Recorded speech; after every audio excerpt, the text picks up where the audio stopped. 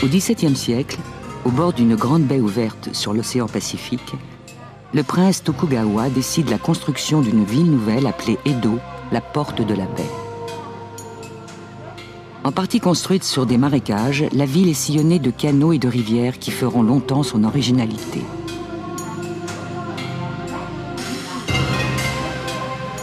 Les jonques de mer replient leurs mâts pour passer sous ces ponts. Elles croisent des bateaux à fond plat qui commercent sur les rivières et de longues barques avec toiture et paravent qui servent aux parties de plaisir et aux promenades.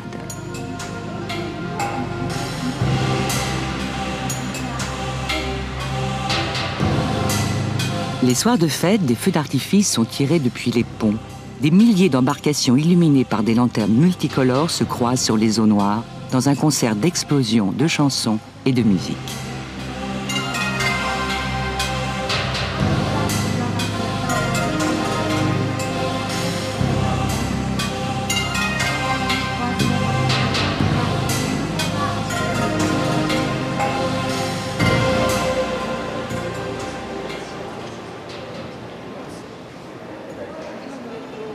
Au XIXe siècle, Edo deviendra Tokyo, une mégapole dont les limites avec les grandes villes voisines de Yokohama, Kawasaki et Kamakura ne se discernent plus. Sur les bords de l'ancienne baie de Edo vivent maintenant 40 millions d'habitants. Vainqueur de ses rivaux après de longues années de guerre, le prince Tokugawa reçoit de l'empereur le titre suprême de shogun, chef du Japon.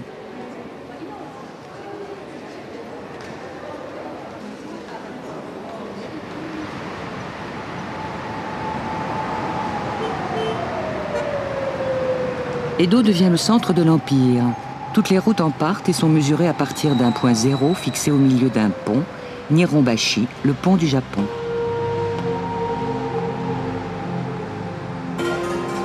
L'ancien pont en bois a disparu et le pont actuel, construit en 1921, a été coiffé d'un pont d'autoroute.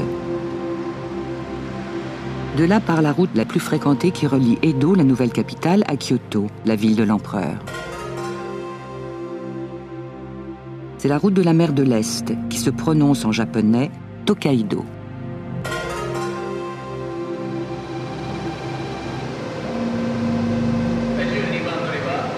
Les voies ferrées, comme les autoroutes, ont recouvert une partie du Tokaido, mais les portions de route restent dans les montagnes, dans les campagnes, au bord de la mer. C'est le Tokaido d'aujourd'hui, celui des excursionnistes et des amoureux du passé.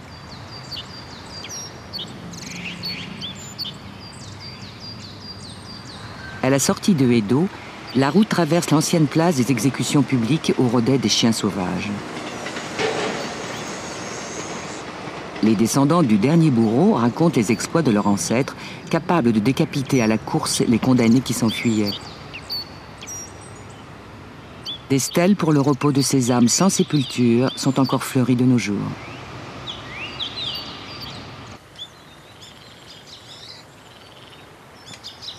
Au Japon, aujourd'hui encore, on est soucieux du repos des âmes mortes. Et la route du Tokaido, chargée d'histoire, est aussi une route d'esprits errants et de fantômes qu'il faut apaiser.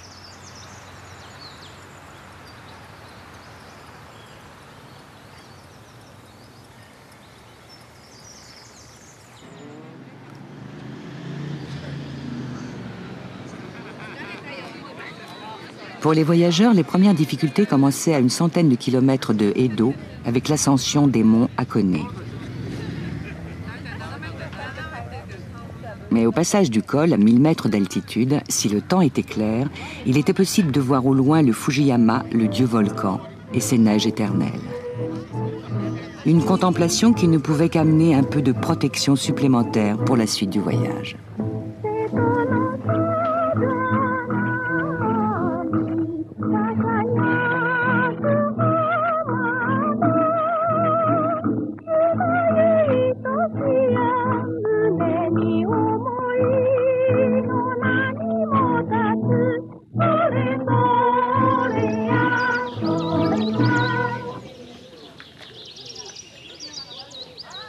Pour affirmer son pouvoir, le shogun Tokugawa oblige les nobles de la cour qui résident à Kyoto à venir lui rendre allégeance une fois par an à Edo.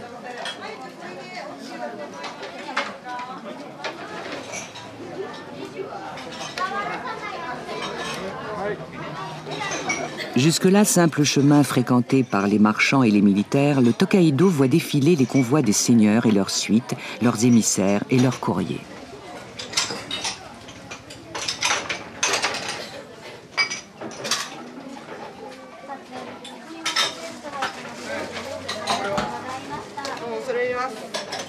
En quelques années, 53 relais d'étapes sont construits.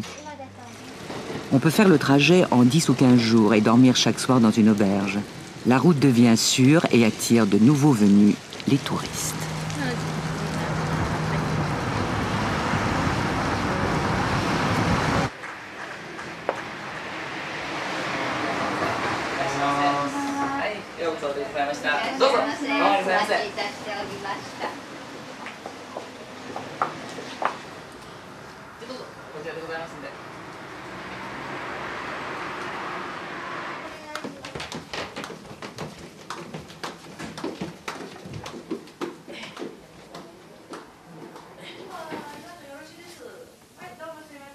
Le bain précède toujours le repas. Dans la salle d'eau, chacun se lave, se frotte, s'étrille de la tête aux pieds, puis se rince avant d'entrer dans une cuve d'eau très chaude.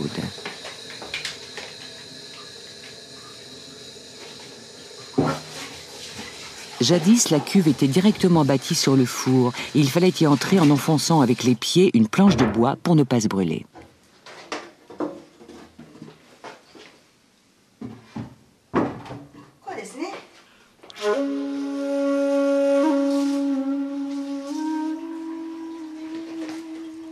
On raconte qu'un père et son fils, coupables de meurtre et condamnés à être bouillis, furent jetés dans une cuve. Ils s'appelaient Goemon. Le père subit le supplice en tenant son fils à bout de bras hors de l'eau.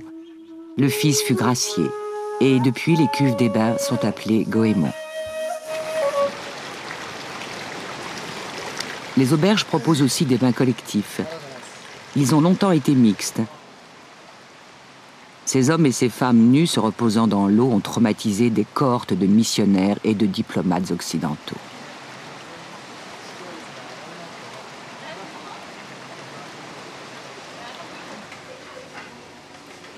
Dans la plupart des auberges, on continue à manger le tololo, une racine sauvage simplement nettoyée, râpée et assaisonnée.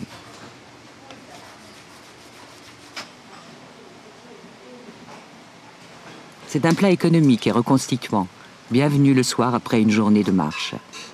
La racine râpée donne une pâte souple et gluante. Enrichie de sauce de soja et d'œufs, la pâte change de consistance. Elle est servie sur du riz accompagnée de légumes conservés dans du sel.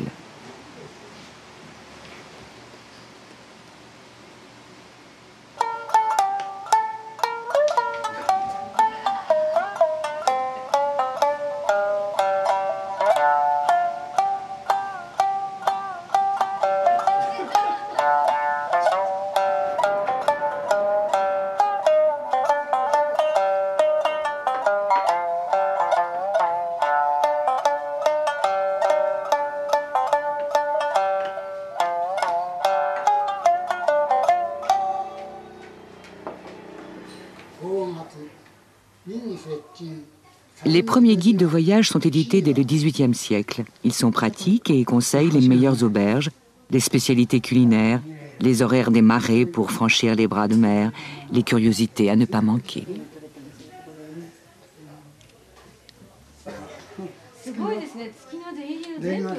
On y apprend à reconnaître les animaux et les insectes, les puces et les poux, comment éloigner les serpents et soigner leurs blessures.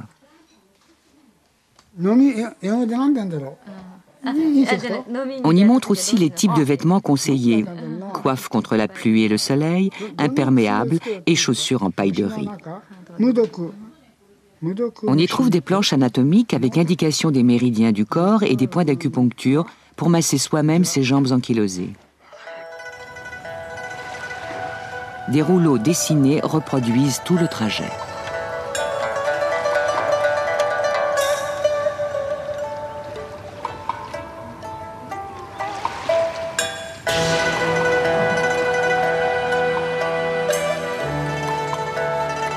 Dans la deuxième partie du XIXe siècle, le Japon des Tokugawa, longtemps interdit aux étrangers, s'ouvre lentement. Ces nouveaux venus sont autorisés à suivre la route de Kyoto. Dans leurs lettres et leurs carnets, ils décrivent un pays fait pour les excursions. Les Japonais sont à la fois des hôtes exemplaires et les voyageurs les mieux organisés du monde. Depuis 5 jours que nous suivons le Tōkaidō, nous voyons à chaque pas un tableau nouveau. Des collines boisées, des vertes vallées, des passes rocheuses, des forêts. Partout, des arbres immenses, symboles du bonheur dans ce poétique pays, donnent au paysage une ressemblance avec l'Écosse, la forêt noire et les Pyrénées.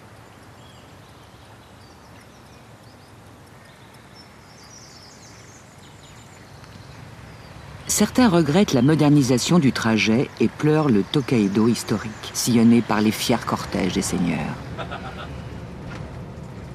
La route est bordée de poteaux télégraphiques et envahie par une multitude circulant pour le plaisir, les affaires ou la dévotion. Bientôt, il y aura des guides et les arbres seront marqués de flèches indicatrices.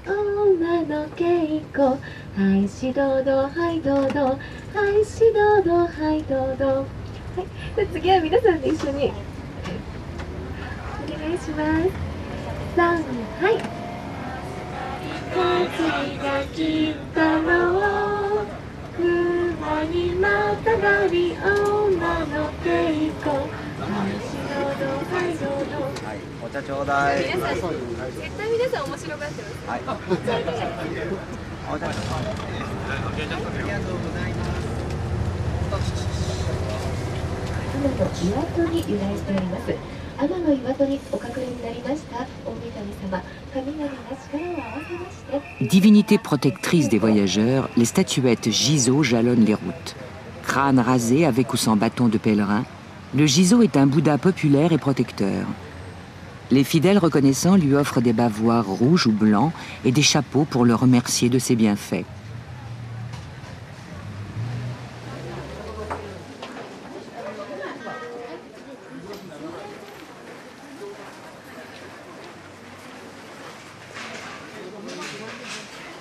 À l'approche des temples, les divinités bouddhistes se mêlent à celles de la religion Shinto, la première religion du Japon, celle des génies de la terre, du ciel et des eaux qui se reproduisent sans cesse et pullulent bien qu'invisibles.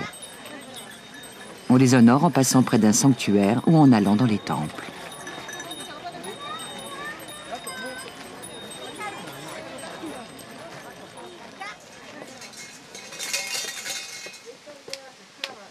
Les pèlerins les emmenaient sur leur dos dans des hôtels portatifs. Jadis ami des ermites sorciers qui vivaient dans des villages retirés, Tengu, avec son nez démesuré, est un génie des montagnes redouté.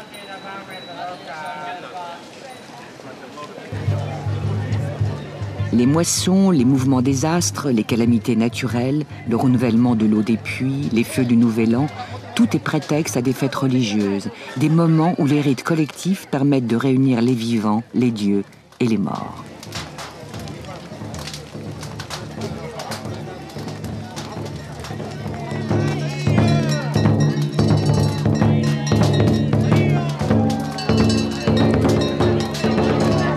La fête du feu du village de Kurama date du Xe siècle.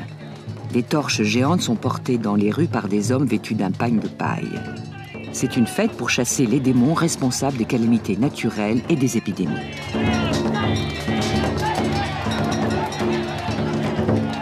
Survivance des anciennes croyances, les pagnes et les chemises courtes des hommes rappellent que pendant les fêtes, la vie doit s'inverser. Les hommes mettent des habits de femmes et passent la nuit à chanter.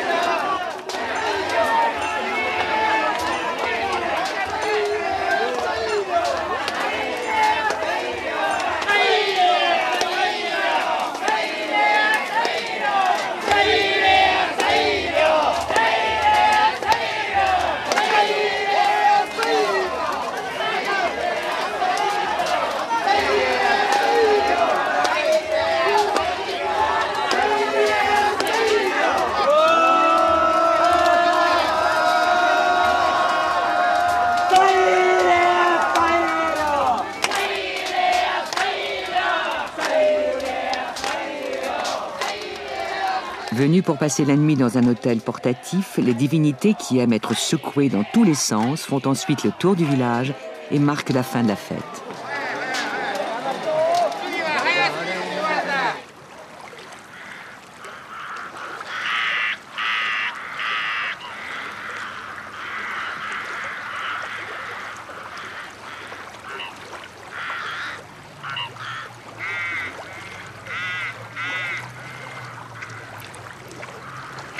Le Tokaido est la route des estampes. Les tirages atteignent des dizaines de milliers d'exemplaires. Les éditeurs font des fortunes avec ces vues de paysages célèbres et les scènes de la vie quotidienne des voyageurs. Hiroshige, fonctionnaire à Edo, a parcouru plusieurs fois la route avec des convois de chevaux offerts chaque année à l'empereur. En 1853, il peint une série d'estampes sur les 53 relais du Tokaido.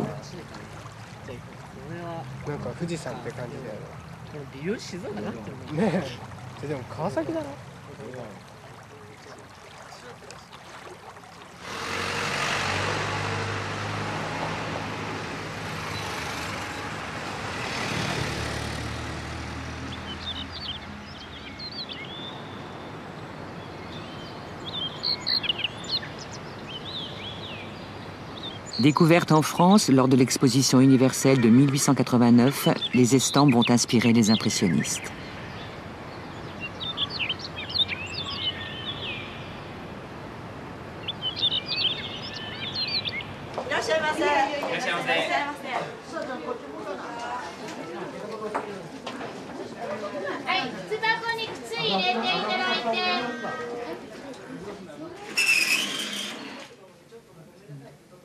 L'auberge de Akasaka, peinte par Hiroshige, n'a conservé qu'un petit espace de son jardin intérieur orné d'une lanterne de pierre.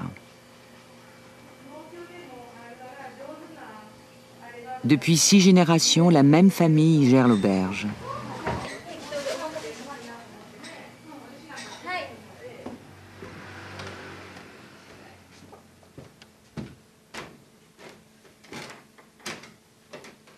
Les voyageurs continuent à y dormir dans des chambres traditionnelles. Pendant qu'ils prennent leur repas du soir, les matelas sont installés.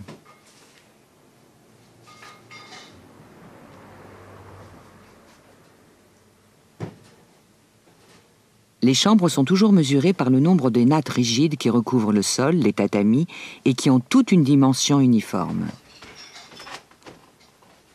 Des parois semblables à des feuilles de paravent glissent sur le sol et se rajoutent à volonté, de sorte qu'on peut faire plusieurs chambres d'une seule et vaste pièce.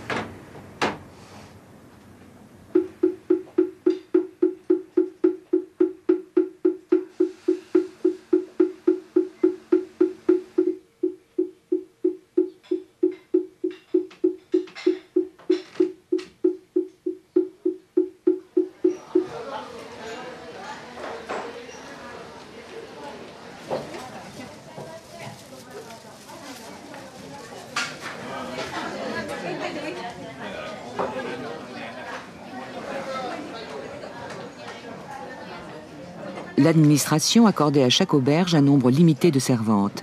Appelées serveuses de riz, elles étaient aussi chargées de harponner les voyageurs dans la rue.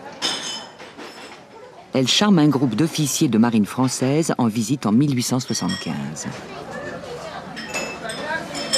Quelle animation dans cette hôtellerie! Quel séduisant tableau pour le crayon d'un artiste! Tout ce monde de servantes allant, venant, courant, furetant et riant et caquetant sans cesse. À la demande des clients, certaines serveuses de riz devenaient des frotteuses de jambes et leur service ne s'arrêtait qu'à la lueur de l'aube.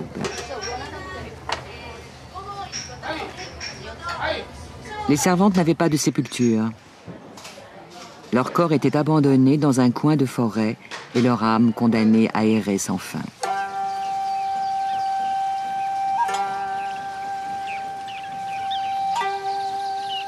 Un seul cimetière près de Shinagawa a consacré un peu de terre au repos éternel des servantes de l'auberge locale. Un aubergiste plus humain que les autres ou plus soucieux de protéger ses clients des fantômes.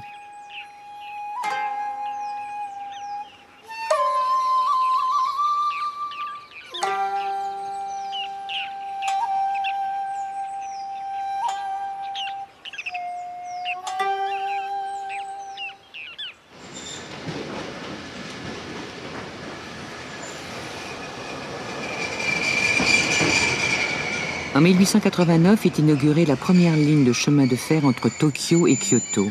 Le train fait les 500 km du trajet en 12 heures. Certains quais de gare proposent des bains de pieds. Le progrès technique n'empêche pas le confort.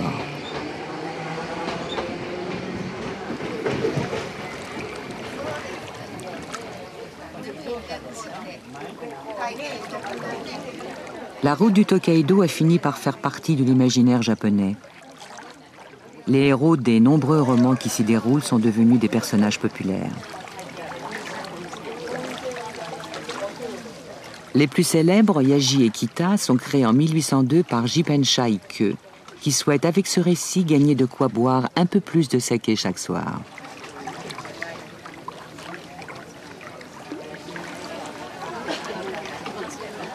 Yaji et Kita font la route pour se divertir.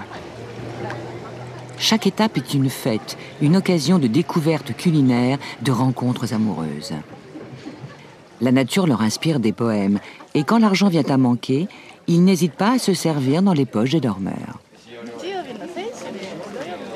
L'histoire a pour titre « À cheval sur mes genoux, sur la route du Tokaido ». Le livre est un succès. Pendant 20 ans, l'écrivain continue à raconter leurs histoires invraisemblables, prolongeant le Tokaido jusqu'aux confins du Japon, et sans changer l'âge de ces héros qui conservent leur jeunesse éternelle.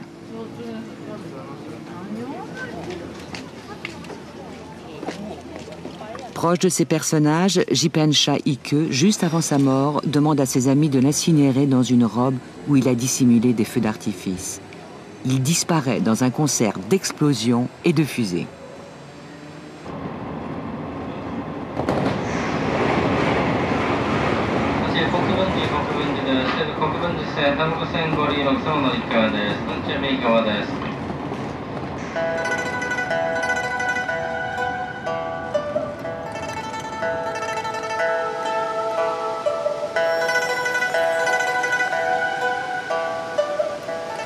On arrive à Kyoto par l'est. Un grand pont permet de franchir la rivière Kamo, dont les méandres évoquent le corps d'un dragon qui protège la ville.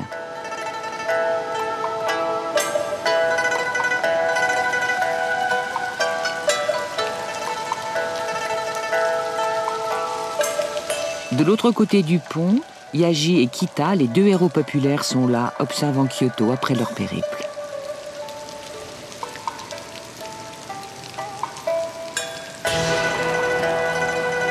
Kyoto a perdu son prestige, mais reste une des plus grandes villes du pays.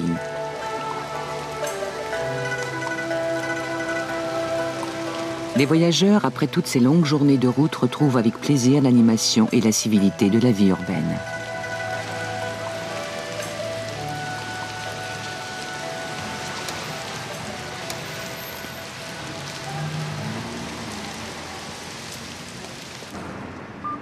La ville impériale est aussi celle des temples et des sanctuaires. Les deux religions du pays, le shintoïsme et le bouddhisme, s'y côtoient, et leurs multiples écoles ont ici leur maison mère qui rivalisent d'initiatives pour attirer les fidèles.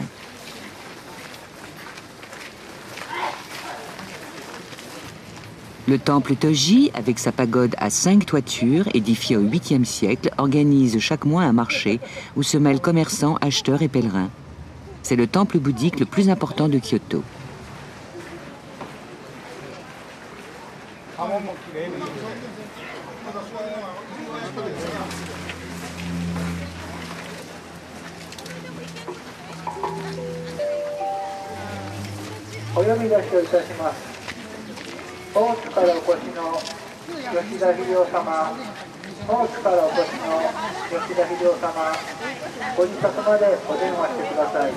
Dans le bâtiment central du temple sont rassemblées les plus belles statues du pays. Un panthéon bouddhique de 16 personnages sculptés pendant 20 années entre l'an 730 et 750.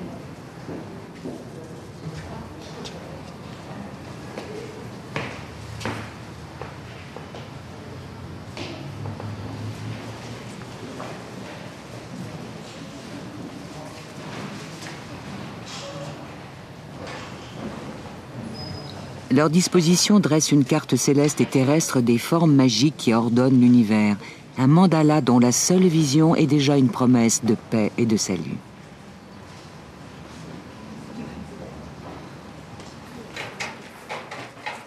En l'an 823, l'empereur confie le temple Toji à un moine qui a passé plusieurs années en Chine.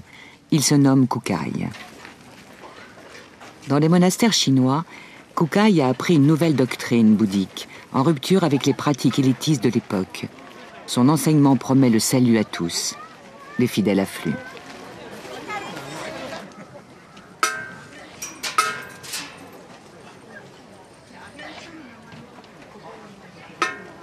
Kukai dirige le temple une dizaine d'années. Ses séjours à Kyoto sont souvent interrompus par des voyages au mont Koya, à plusieurs jours de marche où il se rend pour méditer. C'est là qu'il fait son dernier voyage à 59 ans. Après sa mort, les moines ferment à jamais la porte par laquelle Kukai est parti.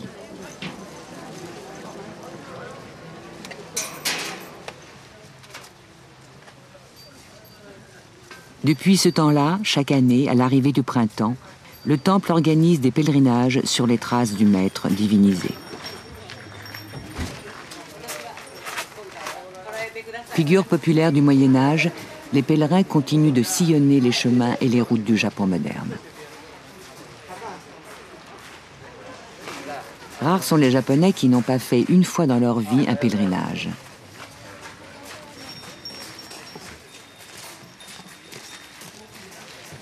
Dans ce pays où chaque corporation a son costume traditionnel, les pèlerins s'habillent de blanc, couleur du deuil. Pendant leur voyage, les pèlerins ne sont plus dans la réalité profane.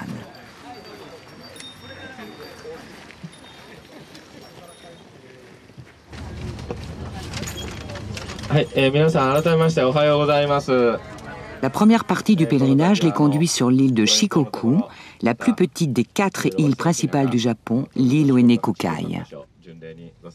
À Shikoku, ils suivront un circuit de 88 temples, une étape purificatrice préliminaire avant d'entamer la deuxième partie du voyage qui les mènera à Koyasan, le mont Koya.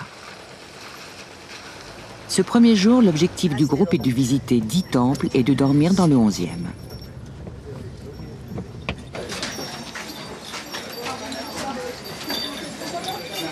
À l'entrée de chaque temple, une fontaine permet de faire ses ablutions et de se purifier avant d'aller chanter les textes sacrés et de se recueillir dans la chapelle de Kukai.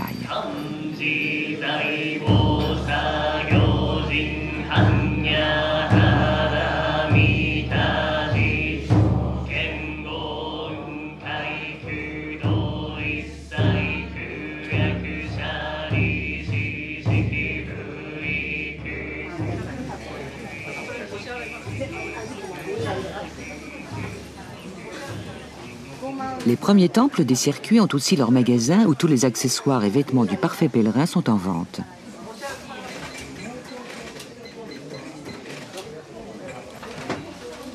On y achète aussi de grands cahiers, indispensables, sur lesquels seront calligraphiés par des moines des textes authentifiant chaque étape du pèlerinage.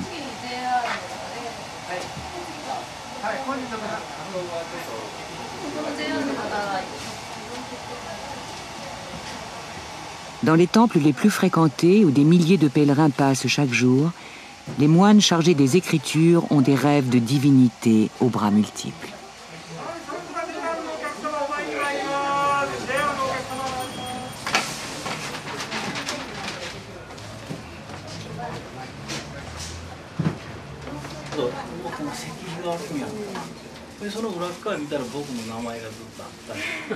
Le pèlerinage a ses miracles et les heureux élus ont leurs photos dans des livres. Il y a le moine Bègue qui s'est mis à parler clairement au 3e jour, la femme guérie de la folie et le pèlerin poursuivi par la diarrhée qui va mieux dès qu'il commence le pèlerinage. Il y a la photo de Kukai, apparue en rêve à un pèlerin qui, tout en dormant, a eu le réflexe de le photographier. Il y a aussi les génies protecteurs qui aiment jouer dans les flammes où ils apparaissent fugitivement.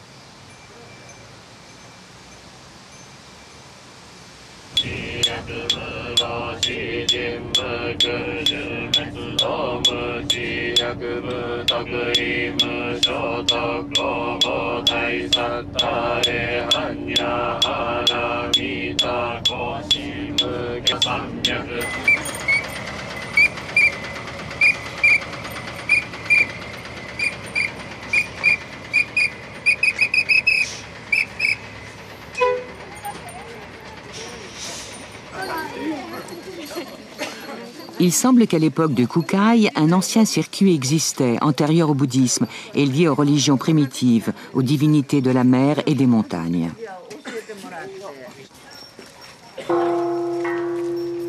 Des prêtres accomplissaient des rituels avec du feu et de l'eau. Des ascètes habitaient des grottes sacrées. On vénérait des arbres et des pierres marqués par le séjour des divinités. Entré dans les ordres très jeunes, Kukai écrit à 24 ans « Les principes pour les sourds et les aveugles », pamphlet ironique où il critique le bouddhisme officiel. Pour lui, les croyances populaires sont des manifestations de foi, des étapes sur le chemin qui mène à Bouddha.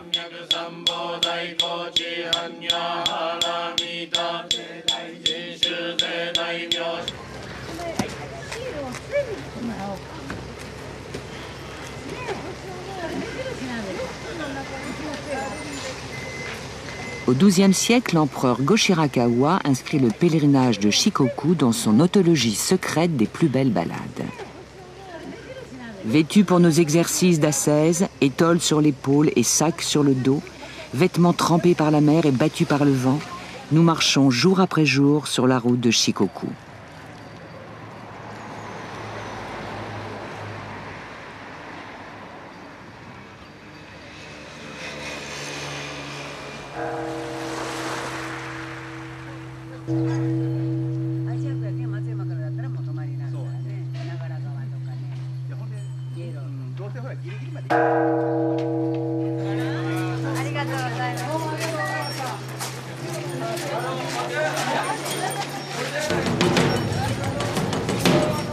Les temples se succèdent les uns après les autres, les ablutions, les prières, les escaliers, les bougies et les bâtonnets d'encens, la calligraphie sur le caillet, puis le trajet en car jusqu'au prochain parking et au prochain temple.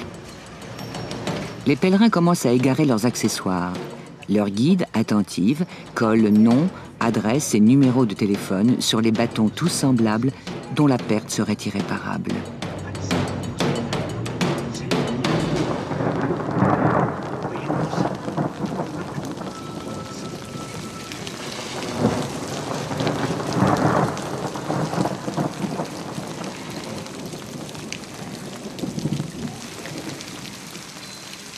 Il est temps d'arriver au temple numéro 11 où le repas, la prière et le bain vont clore cette première journée la plus éprouvante.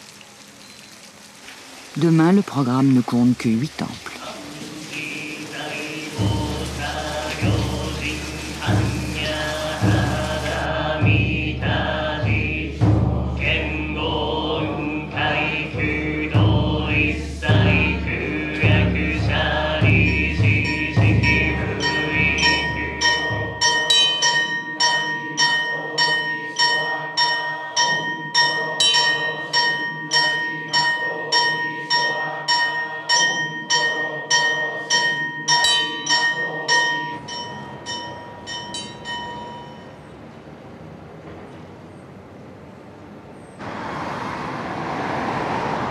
À côté des 88 temples du circuit classique, l'île est parsemée de lieux non officiels.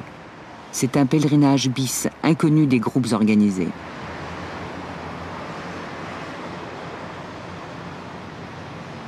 Ici a dormi Kukai.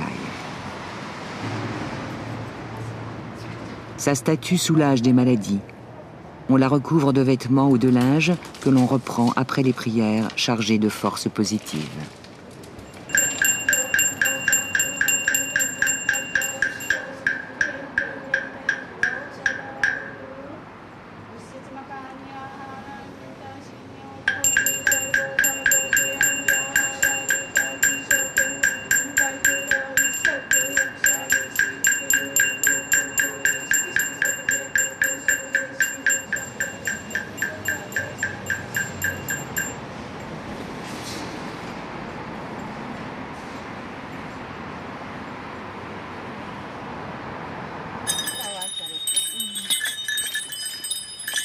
Le premier guide de voyage pour le pèlerinage est publié en 1687 par Shinen, un ascète qui a fait le trajet 20 fois.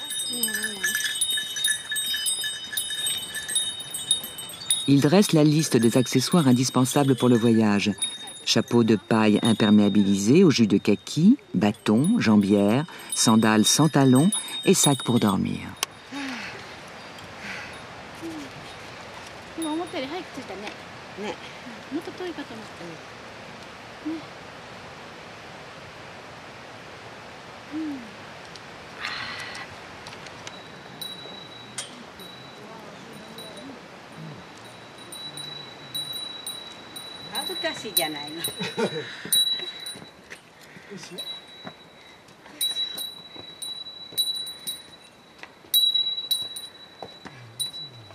Loin de la poussière vulgaire des villes, les moines errants des siècles passés disent vouloir trouver le salut et la purification dans la solitude des montagnes.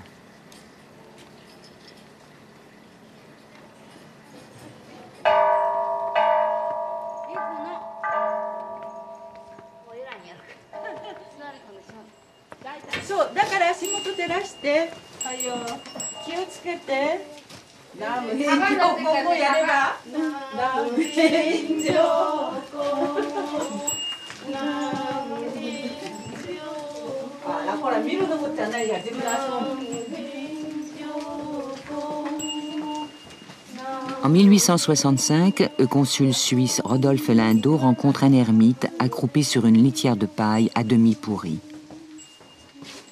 Il se réchauffait au feu d'un brasero sur lequel brillait une théière.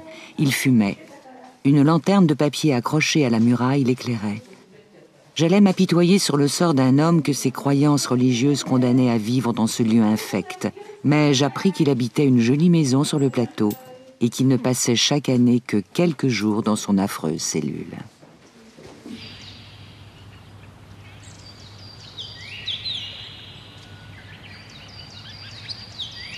Loin de chez eux, les pèlerins n'hésitent pas entre deux temples à profiter du voyage et faire un peu de tourisme.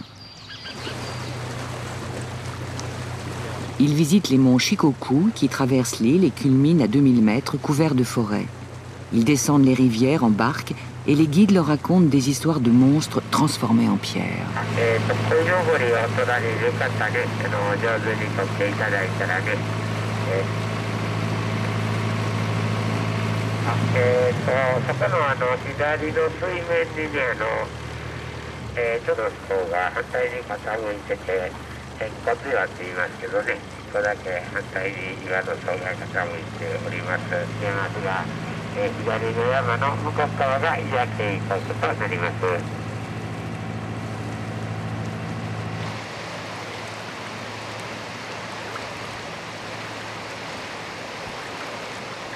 L'île est riche d'épisodes historiques importants. Combats navals le long des côtes, affrontements et embuscades dans les forêts.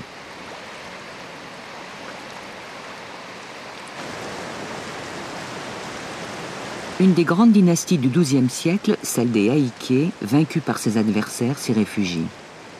Son déclin est devenu 100 ans plus tard une épopée, un récit en 12 tomes chanté pendant des siècles par des moines aveugles.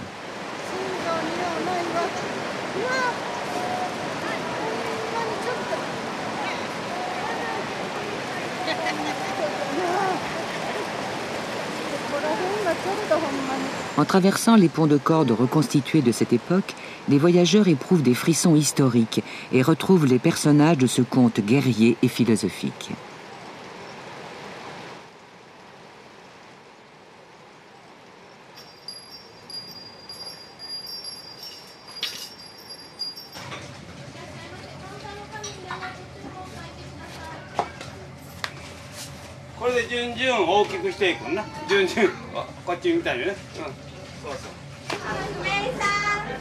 Dans certaines régions de l'île, les habitants avaient coutume de préparer des nouilles en bouillon pour les pèlerins pauvres. Mangées sur le bord du chemin, elles étaient agrémentées d'herbes sauvages cueillies dans les champs. La tradition s'est perdue, mais les nouilles sont restées.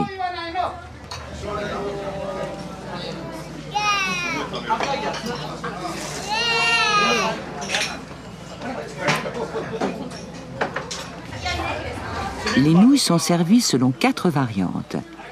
Chaudes dans un bouillon chaud, froides dans un bouillon froid, chaudes dans un bouillon froid ou froides dans un bouillon chaud.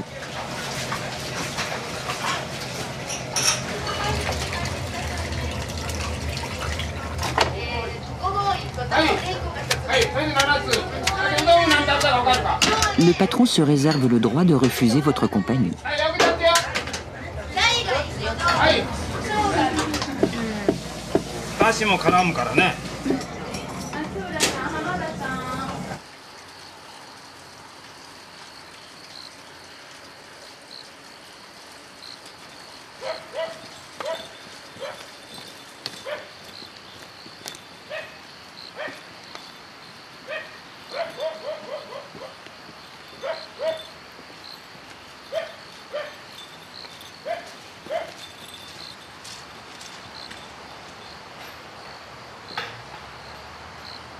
À la nuit tombée, des pèlerins font une halte dans un sanctuaire.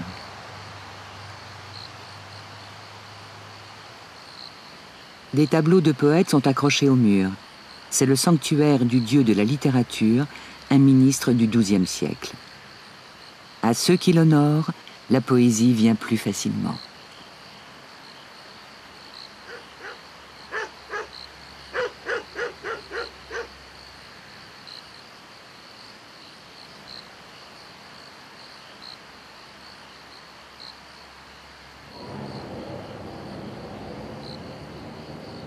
En autobus, en voiture, en vélo ou à pied, les pèlerins ont traversé l'île à leur rythme.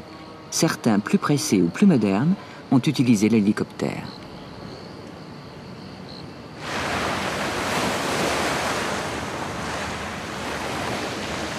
Entre Shikoku et le mont Koya, pour ceux qui veulent faire le pèlerinage complet, il reste à traverser une mer, une épreuve jadis dangereuse.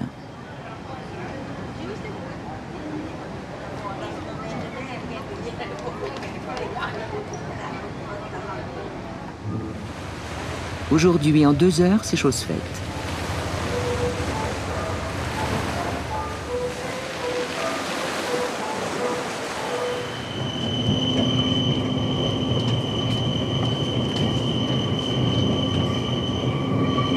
Conservateur au musée du Louvre, Gaston Migeon découvre le mont Koya en 1906. On entre en forêt. De hautes futaies de cryptomères s'élancent d'un jet formidable pour monter très haut, respirer l'air des espaces libres. L'œil plonge au bas de profondes vallées forestières. Cette montée par gradins successifs a quelque chose de sacré, de profondément religieux. C'est une marche à laquelle il ne manque qu'une orchestration wagnérienne.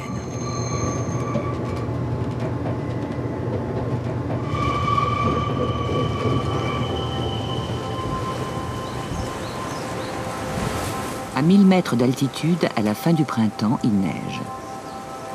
C'est ici que le moine Kukai fait des séjours réguliers pour méditer. Le 19e jour du 6e mois de l'an 816, il écrit à l'empereur, seul propriétaire des monts, rivières, terres et autres plans d'eau du pays. J'émets le souhait de me voir gratifié de cette terre vierge et que mon humble vœu soit au plus tôt exaucé. Dans ces conditions, je m'adonnerai à la méditation tout au long de l'année et répondrai aux bienfaits dispensés par l'empereur comme pluie et rosée nourricière de la terre.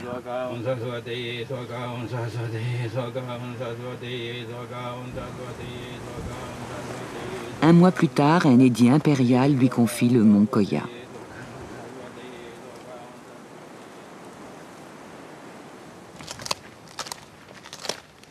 À sa mort, son successeur transforme l'Ermitage en un vaste ensemble de temples et de monastères qui abritent jusqu'à 90 000 religieux.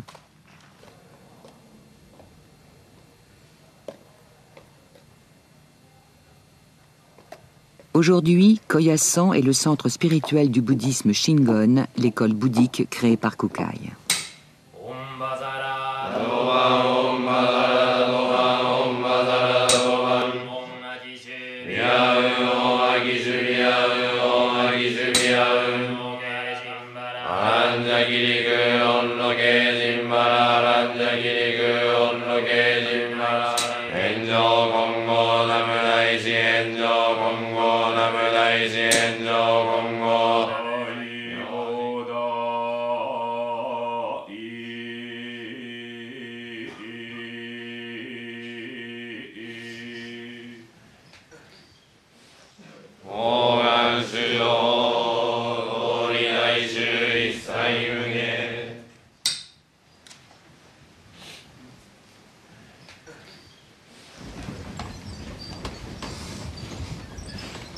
Le shintoïsme et le bouddhisme se divisent chacun en plusieurs écoles ou sectes.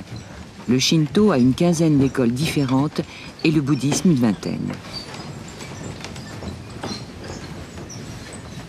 Shinto et bouddhisme sont des religions sans dogme, où chaque interprétation nouvelle peut donner naissance à une nouvelle branche. Par le nombre de ses fidèles, l'école Shingon est l'une des 5 premières du bouddhisme japonais.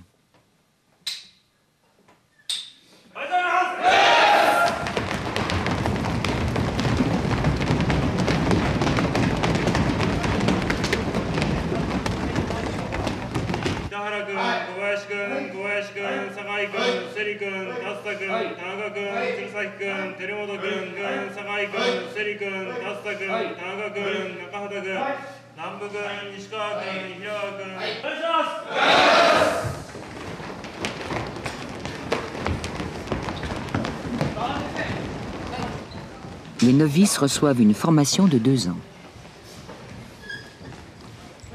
La première année est consacrée à l'étude du bouddhisme et du shintoïsme, à la pratique de la calligraphie et à la cérémonie du thé. La deuxième année est celle de la pratique. Les moines débutants apprennent les rituels et conduisent des cérémonies religieuses. Beaucoup sont fils de prêtres et certains succéderont à leur père dans la direction du temple familial. Leur avenir n'est pas uniquement une question de vocation.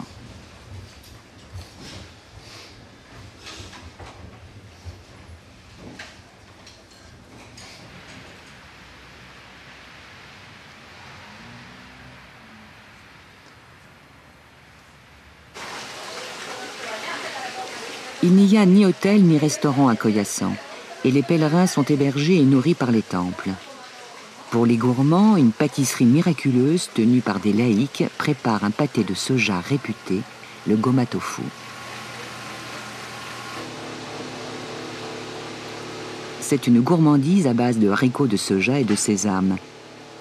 Macéré dans l'eau de 3 sources différentes, puis écrasé et filtré, il donne un jus que l'on fait coaguler en une pâte molle.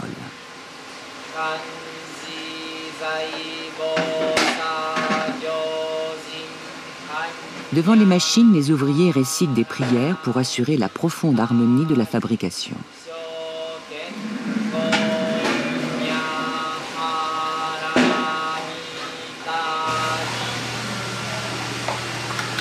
Les empereurs chinois revendiquent la recette 20 siècles avant notre ère.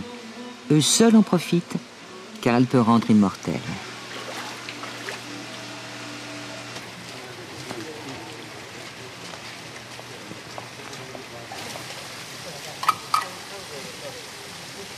À l'entrée du temple des 10 000 lampes, les fidèles arrosent généreusement d'eau glacée les statues immobiles, et les enfants se souviennent du poème de Issa Kobayashi.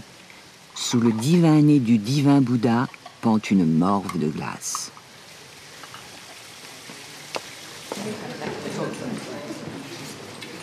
Ici est mort Kukai. Pour les prêtres et les pèlerins, il est seulement entré en méditation prolongée. Il est d'ailleurs enterré en position assise, les jambes repliées. Chaque jour, à l'aube, un peu d'eau lui est portée pour ses ablutions, puis plus tard le petit déjeuner enfermé dans un coffre de bois. Propre et nourri, le maître peut continuer sa méditation.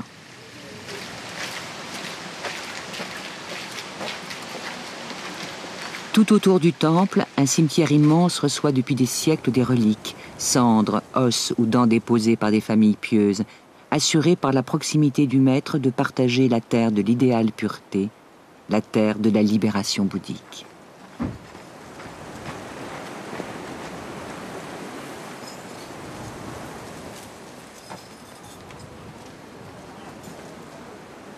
Le voyage s'achève. Demain, les tenues blanches seront rangées jusqu'au prochain pèlerinage. Et comme le dit la sagesse populaire, l'important, c'est que les dieux nous protègent.